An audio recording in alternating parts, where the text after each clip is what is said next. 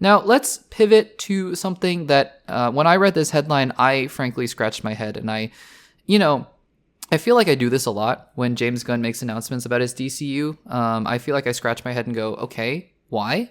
What is the point of this? But usually he ends up being right. And I say that because I say usually because we just haven't seen enough of what his DCU is going to look like. Creature Commandos, I've said looks exactly like every single film in the comic book space that he's ever made. Guardians of the Galaxy, Peacemaker, Suicide Squad, it looks the exact same. So we'll see if he can do something different with that and with Superman.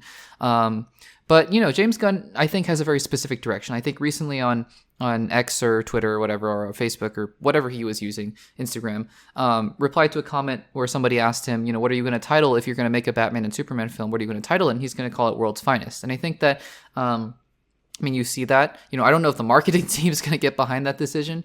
I think that if he had his way, he would have called the new Batman film that's being directed by Andy Muschietti, he would have called it Brave and the Bold, just Brave and the Bold.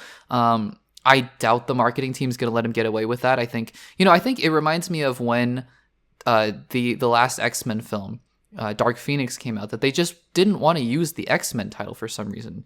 I don't know why. I mean, you could just, refer to it as Dark Phoenix. Like, we don't call it, X-Men Days of Future, just Days of Future Past or Apocalypse or Winter Soldier, whatever, right?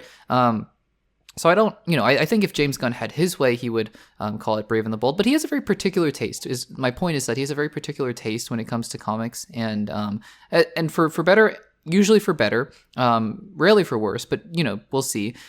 He has a particular vision, and he sticks with it. So we'll see. Creature Commandos is the first project in the canon DCU. Although I would suspect Suicide Squad and Peacemaker will both be just part of the canon at some point, with Blue Beetle kind of being that way for a while. And so we've gotten, I've done a podcast episode where I went through all the different projects that have been quote unquote announced by James Gunn, even though there have been more things that have been announced since then. And now we have a new rumor coming out, and there's a project that I read the title of this and I went, I genuinely, because it's I'm not a big comic book reader. But usually when a project is announced, I go, oh, I've heard of that character, like Ms. Marvel or She-Hulk or Booster Gold. I've heard of these characters. This one, I frankly couldn't tell you anything about this character.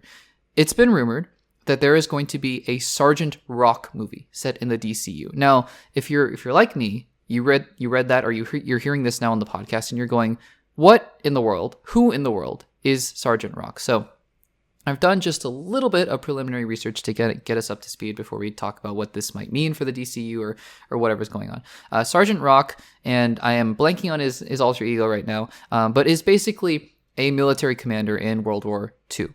That's the gist of it, from what I found. He does not have superpowers, which is something that I made a point of trying to look up. Like, what are his powers? Does he have any? He does not have superpowers. He's basically he's a sergeant. He's a military commander, and he commands a group called Easy Company. Which I think will, from what I heard, will be featured in Creature Commandos or will be featured in Superman, one of the two. So that's interesting. Things are connecting already. Not only that, though, but we have reports of a director and a writer. So the duo, and I'm going to butcher probably both of their names, but the director is Luca Guadagnino.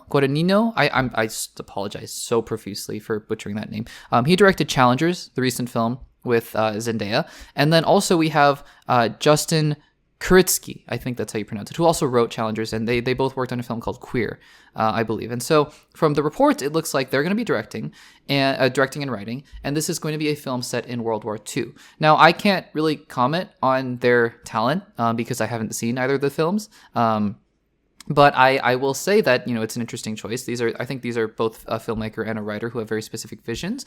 And so I think that that's interesting to see. And on top of that, having this be a period piece, this isn't like a, Ant-Man and the Wasp kind of film where it just kind of falls in between other things in continuity. This seems like a very pointed film. How this connects to the DCU, I don't know, frankly, because you have Creature Commandos, right?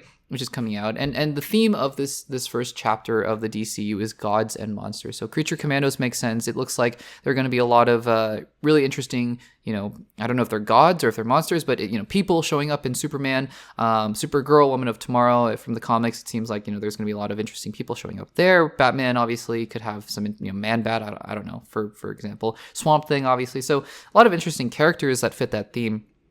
But Sergeant Rock is interesting. It's interesting also that, James Gunn, who is so apt to do, he loves taking these characters that only he really knows.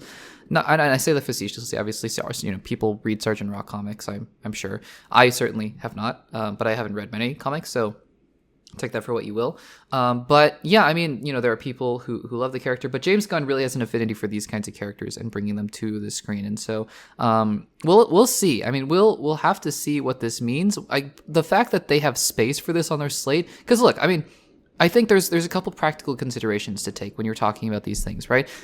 Would I like to see, oversaturation aside, would I like to see, really niche characters get their day in the sun? Would I like to see a Calendar Man movie or show? Like, sure, why not? We're getting a Kite Man animated show, which was really fun, based on the Harley Quinn animated show. But that's, those are just sort of in their own corner, right? So the fact that, there's room in his slate to have a Sergeant Rock movie, because these are movies. These take a long time to produce and make.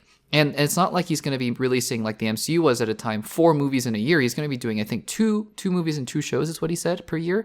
And so, I mean, with all the other films that are in production and starting to enter pre-production, Sergeant Rock is just a really interesting choice. We'll have to see what this means for the overall narrative. Maybe by the time we get there in, maybe 2028 or 2029, 2030 even, probably not 2030, but maybe we'll have just a really robust understanding of how Sergeant Rock fits into the DCU, excuse me.